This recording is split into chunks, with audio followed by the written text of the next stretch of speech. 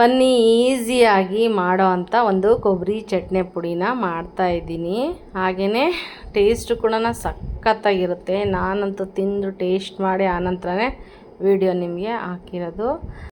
ಹಾಗೆ ನಾನು ಮಾಡಿರೋ ವಿಡಿಯೋ ನಿಮಗೆ ಇಷ್ಟ ಆದರೆ ಹೊಸ್ದಾಗಿ ನೋಡ್ತಾ ಇರೋರು ಸಬ್ಸ್ಕ್ರೈಬ್ ಮಾಡ್ಕೊಳ್ಳಿ, ಹಾಗೆ ಲೈಕ್ ಮಾಡಿ, ಶೇರ್ ಮಾಡಿ, ಕಮೆಂಟ್ ಮಾಡಿ ಅಂತ ಹೇಳ್ತಾ ಬನ್ನಿ ನೋಡೋಣ.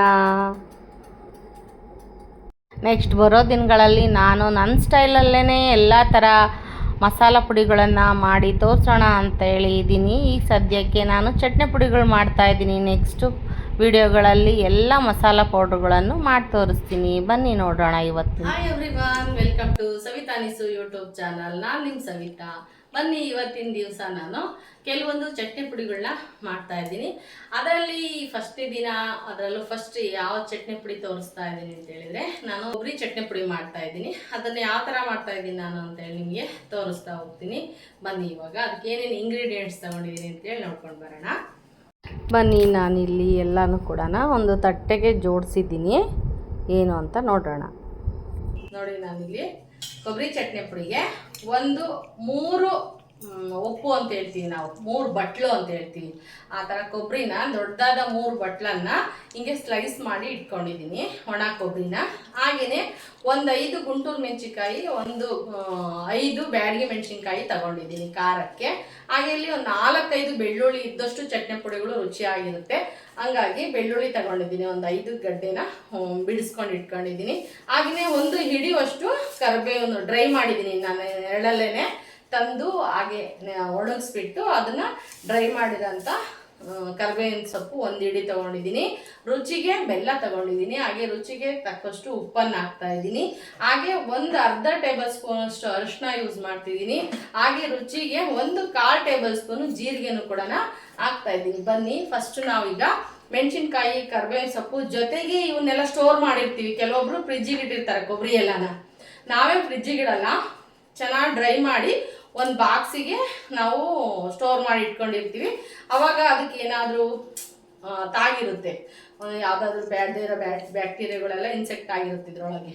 ಹಂಗಾಗಿ ನಾವು ಸ್ವಲ್ಪ ಬಿಸಿಗೆ ಹಾಕಿ ಹುರಿದಾಗ ಅದೆಲ್ಲ ಹೋಗುತ್ತಲ್ವ, ಚಟ್ನಿ ಪುಡಿ ಚೆನ್ನಾಗಿ ಬರುತ್ತೆ ಅಂತ ಅದನ್ನು ಲಾಸ್ಟಿಗೆ ಒಂದು ಸ್ವಲ್ಪ ಬಿಸಿ ಮಾಡ್ಕೊಳ್ತೀನಿ. ಬನ್ನಿ ಇವಾಗ ಕರಿಬೇವಿನ ಸೊಪ್ಪು ಮತ್ತು ಒಣಮೆಣಸಿನ್ಕಾಯನ್ನ ಸ್ವಲ್ಪ ಫ್ರೈ ಮಾಡ್ಕೊಳ್ಳೋಣ. ನಾನಿಲ್ಲಿ ಆಯಿಲನ್ನು ಯೂಸ್ ಮಾಡ್ತಾ ಇಲ್ಲ, ಹಾಗೆಯೇ ಫ್ರೈ ಮಾಡ್ಕೊಳ್ತೀನಿ ಎಲ್ಲ. ಇವಾಗ ಒಣಮೆಣಸಿನ್ಕಾಯಿ ಹಾಕ್ತಾ ಇದ್ದೀನಿ. ಆಲ್ರೆಡಿ ಪ್ಯಾನ್ ಕಾದಿದೆ. ಇವಾಗ ಜೊತೆಗೆ ಕರಿಬೇವಿನ ಸೊಪ್ಪನ್ನು ಹಾಕ್ಬಿಡ್ತೀನಿ. ಯಾಕೆಂದರೆ ಇದು ಫ್ರೀ ಹೀಟ್ ಆಗಿಬಿಟ್ಟಿದೆ ಆಗಲೇ ಪ್ಯಾನು, ಹಾಗಾಗಿ ಭಾಳ ಹೊತ್ಬಿಟ್ರೆ ಘಾಟ್ ಆಗಿಬಿಡುತ್ತೆ ಮೆಣಸಿನ್ಕಾಯಿ. ಅದ್ರ ಜೊತೆಗೇ ಕರಿಬೇವಿನ ಸೊಪ್ಪನ್ನು ಬಾಡಲಿ ಆಲ್ರೆಡಿ ಡ್ರೈ ಆಗಿದೆ. ಒಂದ್ಸರಿ ನಾನು ಹೇಳಿದ್ದಲ್ಲ ನಿಮಗೆ, ಹಿಟ್ಟತ್ರ ಏನಾದರೂ ಆ ಥರ ಅಟ್ಯಾಕ್ ಆಗಿದ್ರೆ ಹೋಗುತ್ತೆ ಅಂತ ಸ್ವಲ್ಪ ಬಿಸಿಗೆ ಹಾಕಬೇಕು. ಬನ್ನಿ ಸ್ವಲ್ಪ ಬಾಡಿಸ್ಕೊಳ್ಳೋಣ ಇದನ್ನೆಲ್ಲನೂ.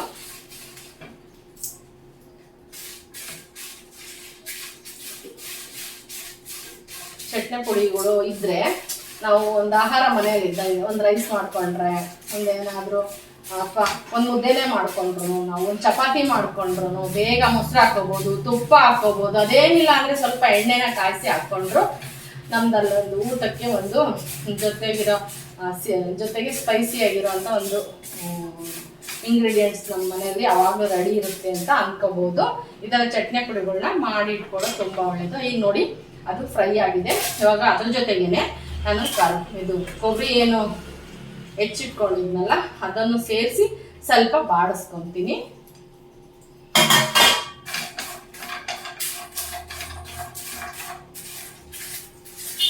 ಸ್ವಲ್ಪ ಸ್ಟೋರ್ ಮಾಡೋದ್ರಿಂದ ಈ ಥರ ಮಾಡ್ಕೋಬೇಕು.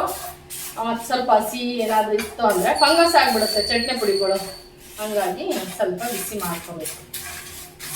ಆಯಿಲ್ ಹಾಕಿ ಮಾಡಿ ಇಟ್ಕೋಬೋದು, ಫ್ರಿಜ್ಜಲ್ಲಿ ಇಟ್ಕೋಬೇಕಾಗುತ್ತೆ. ಆಯಿಲ್ ಏನು ಒಳ್ಳೇದಲ್ಲ ಜಾಸ್ತಿಯಾಗಿ, ಎಲ್ಲದಕ್ಕೂ ಹಾಕ್ಲೇಬೇಕಂತಿಲ್ಲ. ಸ್ವಲ್ಪ ಇದು ಬಾಣಲೆ ಒಳಗೇನೆ ಒಂದು ಸ್ವಲ್ಪ ಹೊತ್ತು ಈ ಶಾಖಕ್ಕೇನೆ ಸ್ವಲ್ಪ ಬಿಸಿ ಆಗಿ ಎಲ್ಲನೂ ನೋಡಿ. ಇದಕ್ಕೆ ನಾನು ಬೆಳ್ಳುಳ್ಳಿನೂ ಸೇರಿಸಿ ನಾನು ಸ್ಟವನ್ನು ಆಫ್ ಮಾಡ್ತೀನಿ. ಹಾಗೆಯೇ ಇಂಗ್ರೀಡಿಯೆಂಟ್ಸ್ ಏನೇನೆಲ್ಲ ಹಾಕಬೇಕು ಎಲ್ಲನೂ ಹಾಕ್ಬಿಟ್ಟು ಸ್ವಲ್ಪ ಇದರೊಳಗೇನೆ ತಣ್ಣಗಾಗೋದಕ್ಕೆ ಬಿಡ್ತೀನಿ ನಾನು. ನೋಡಿ ಜೀರಿಗೆ ತೊಗೊಂಡಿದ್ವಲ್ಲ ಅದನ್ನು ಒಂದು 1/4 ಟೇಬಲ್ ಸ್ಪೂನ್ ಅಷ್ಟು ಹಾಕಿದ್ದೀನಿ ಇಲ್ಲಿ. ಹಾಗೆ ಅರಿಶಿನ ತೊಗೊಂಡಿದ್ನಲ್ಲ ಅದನ್ನು ಇದಕ್ಕೆ ಹಾಕ್ತಾ ಇದ್ದೀನಿ, ಒಂದು 1/4 ಟೇಬಲ್ ಸ್ಪೂನ್ ಅಷ್ಟು ಹಾಕ್ತಾ ಇದ್ದೀನಿ. ಹಾಗೆ ರುಚಿಗೆ ಬೆಲ್ಲ ತೊಗೊಂಡಿದ್ದೆ ಅದನ್ನು ಸೇರಿಸ್ತಾ ಇದ್ದೀನಿ. ಹಾಗೆ ಉಪ್ಪು, ಕಲ್ಲುಪ್ಪೆ ಆದಷ್ಟು ನಾನು ಬಳಸೋದು ಸ್ಟೋರ್ ಮಾಡೋ ಅಂಥ ಪದಾರ್ಥಗಳಿಗೆ. ಉಪ್ಪು ಆಮೇಲೆ ಬೇಕಾದರೆ ಟೇಸ್ಟ್ ಮಾಡಿಕೊಂಡು ನೀವು ಹಾಕ್ಕೋಬೋದು. ಇಲ್ಲಿ ಸ್ಟವನ್ನು ಆಫ್ ಮಾಡ್ತೀನಿ. ಇದೇ ಬಿಸಿಗೆ ಎಲ್ಲ ಸ್ವಲ್ಪ ಬಿಸಿ ಹಾಕಿ, ಎಲ್ಲ ತಣ್ಣಗಾಗಲಿ. ಇದು ಒಂದು ತಟ್ಟೆಗೆ ಹಾಕೋಣ. ಹಾಗೆಯೇ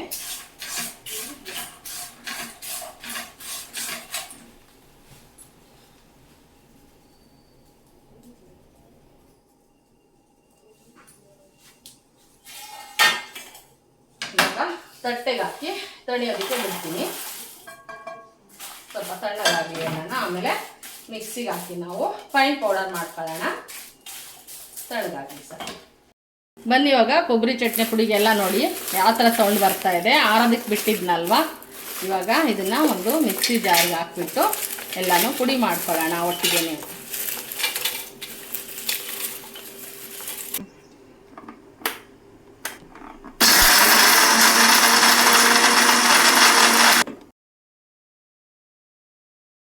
ನೋಡಿ ಯಾವ ಥರ ಬಂದಿದೆ ಅಂತ. ಇನ್ನೊಂದು ಸರಿಗೆ ಹಾಕ್ಕೊಳ್ಳೋಣ. ಸ್ವಲ್ಪ ತರಿಯಾಗಿದೆ ನೋಡಿ, ಈ ಥರ ಆಗಿದೆ. ಇದನ್ನ ಇನ್ನೊಂದು ಸರ್ತಿನ ಎಲ್ಲ ಮೇಲಿಂದ ಕೆಳಗೆಲ್ಲ ಮಿಕ್ಸ್ ಮಾಡ್ಕೊಂಡು ಇನ್ನೊಂದು 2 ಸರಿ ಗರ್ರ ಅನ್ಸೋಣ. ಒಂದು 2 ಸುತ್ತು ಗರ್ರ ಅನ್ಸೋಣ.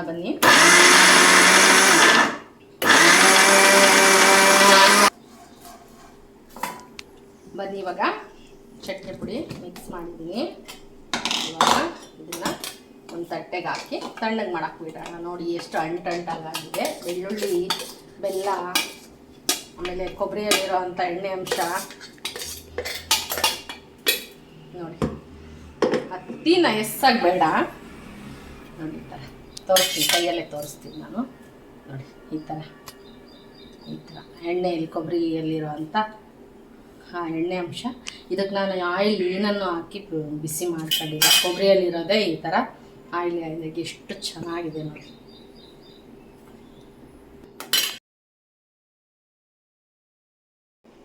ಬನ್ನಿ ಇವಾಗ ನೋಡ್ರಿ ಇದು ಟೇಸ್ಟ್ ಯಾವ ಥರ ಬಂದಿದೆ ಅಂತೇಳಿ ಟೇಸ್ಟ್ ಮಾಡ್ತೀನಿ. ಖಾರ ಚೆನ್ನಾಗಿದೆ. ಒಂದು ಸ್ವಲ್ಪ ಸಾಲ್ಟ್ ಬೇಕು ಅನಿಸುತ್ತೆ, ಬೇಕಾದ್ರೆ ಹಾಕ್ಕೋಬೋದು, ಬೇಡ ಅಂದರೆ ನಡೆಯುತ್ತೆ. ಹಿಂಗೆಲ್ಲ ತುಂಬ ಚೆನ್ನಾಗಿರುತ್ತೆ, ಈಸಿಯಾಗಿರುತ್ತೆ. ಇದು ರೆಡಿ ಆಹಾರ ಇದ್ದಂಗೆ ಈ ಥರ ಎಲ್ಲ ಮಾಡಿಟ್ಕೊಳ್ಳೋದ್ರಿಂದನ ಪಟ್ಟಂತೆಲ್ಲ ಅದು ಸ್ಟ್ರೈನ್ ಆಗಿರುತ್ತೆ, ಟಯರ್ಡ್ ಆಗಿರುತ್ತೆ. ಎಲ್ಲರೂ ಹೋಗಿ ಬಂದಿರ್ತೀವಿ, ಒಂದು ಗ್ಲಾಸು ಮಿಲೆಟ್ಸ್ ರೈಸು ಅಥವಾ ಮಾಮೂಲಿ ರೈಸು ಇಟ್ಕೊಂಡು ಒಂದು ಚಮಚ ತುಪ್ಪ ಹಾಕ್ಕೊಂಡು ಒಂದು ಚಮಚ ಚಟ್ನಿ ಪುಡಿ ಹಾಕ್ಕೊಂಡು ತಿಂತಾಯಿದ್ರೆ ಸಖತ್ ಟೇಸ್ಟಿಯಾಗಿರುತ್ತೆ. ಮಾಡ್ಕೊಳ್ಳಿ. ಇಷ್ಟ ಆದರೆ ಲೈಕ್ ಮಾಡಿ, ಶೇರ್ ಮಾಡಿ, ಕಮೆಂಟ್ ಮಾಡಿ. ಹಾಗೆ ಹೊಸ್ತಾ ನೋಡ್ತಾರೆ ಸಬ್ಸ್ಕ್ರೈಬ್ ಮಾಡ್ಕೊಳ್ಳಿ ಅಂತ ಹೇಳ್ತಾ ಬಾಯ್, ಮತ್ತೆ ಸಿಗೋಣ.